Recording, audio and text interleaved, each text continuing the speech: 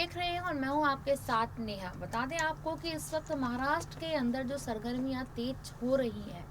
वो देखा जा रहा है कि महाराष्ट्र में एक तरफ एकनाथ शिंदे खड़े हैं तो दूसरी तरफ देखा जा रहा है उद्धव ठाकरे खड़े हैं। यानी कि दोनों से सैनिक एक दूसरे के आमने सामने खड़े हैं और दोनों के बीच में जो कलह चल रही है या फिर यूँ कह लीजिए कि राजनीतिक कुर्सी को लेकर ये कलह का नाम हो रहा है। यानी कि अगर मैं आपको बता दूं कि यहाँ एक मुख्यमंत्री की कुर्सी यानी कि उस कुर्सी को लेकर यहाँ पर एक दूसरे के बीच में कलह सामने आ रही है। और देखा जा रहा है कि अभी तक ये बातें सामने आ रही थी कि एकनाथ शिंदे मुख्यमंत्री बन चुके हैं तो उसके बाद से उद्धव ठाकरे को कहीं ना कहीं ये डर सताने लगा है कि बीजेपी द्वारा बनाए गए एकनाथ शिंदे को मुख्यमंत्री बनाए जाने के बाद क्या उद्धव ठाकरे की पार्टी का नामो निशान महाराष्ट्र के अंदर खत्म तो नहीं होने वाला। तो जहां ये तरफ देखा जा रहा था तो अब दूसरी तरफ ये देखने को आ रहा है कि अचानक से संजय राउत, शरद पवार की अगर मैं बात करूं तो,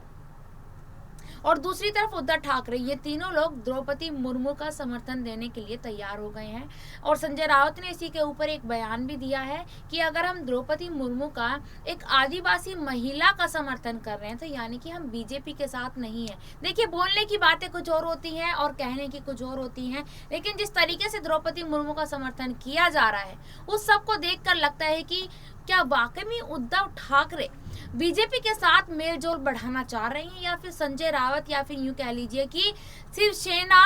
बीजेपी के साथ क्या मेल मिलाप बढ़ाना चाह रही है। क्योंकि एक तरफ देखा जा रहा है कि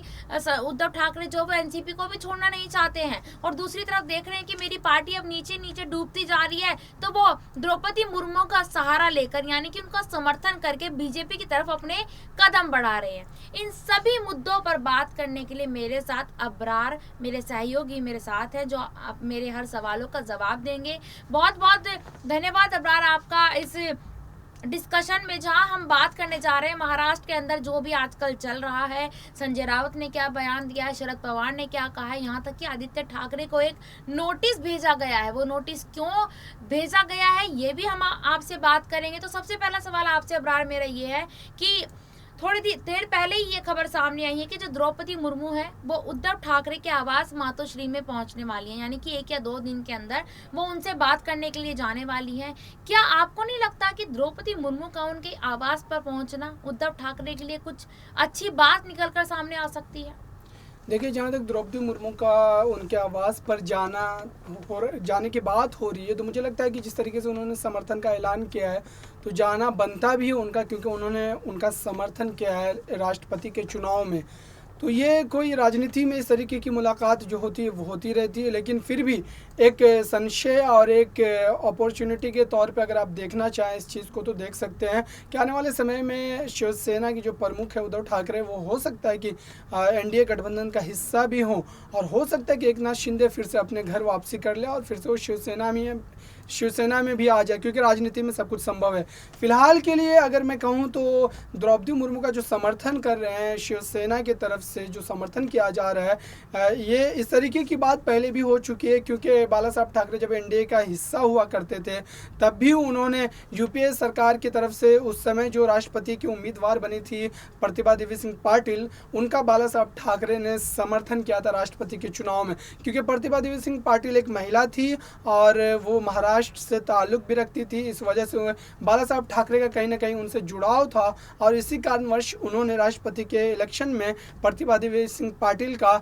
जो है समर्थन किया था। हालांकि वो उस समय एनडीए का हिस्सा हुआ करते थे। तो ये शिवसेना की विरासत रही है कि वो किसी और गठबंधन में होते हुए भी जो पक्ष के उम्मीदवार होती है उनका समर्थन करते हैं।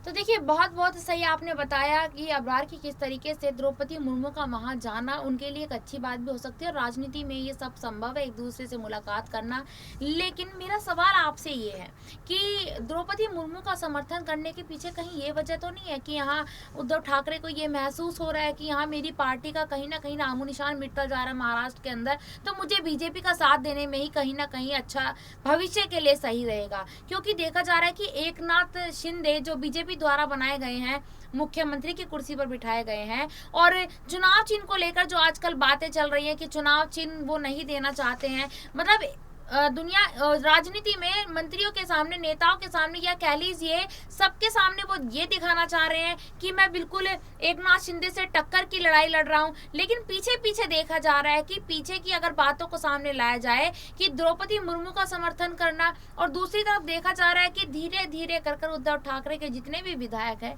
जितने भी सांसद है, वो एकनाथ शिंदे की पार्टी में जाते जा रहे हैं। क्या आने वाले समय में उद्धव ठाकरे अकेले रहने वाले हैं? उनकी पार्टी में क्या सिर्फ उन्हीं के परिवार के लोग ही बचने वाले हैं? क्योंकि अक्सर देखा जाता है कि वैसे तो कांग्रेस के साथ गठबंधन है, एनसीपी का एक अलायंस है, लेकिन कांग्रेस का कोई भी नेता, विधायक या मंत्री उनकी तरफ मुझे महाराष्ट्र में किसी पद पर बैठा नहीं दिखा अभी तक, क्योंकि उनको ज्यादा ही शौक है कि उनके परिवार का ही कोई भी व्यक्ति किसी भी पद पर बैठे या किसी को विधायक बने। आप राज ठाकरे की बात ले लीजिए, राज ठाकरे है उनके चचेरे भाई, लेकिन देखा गया कि वो बीजेपी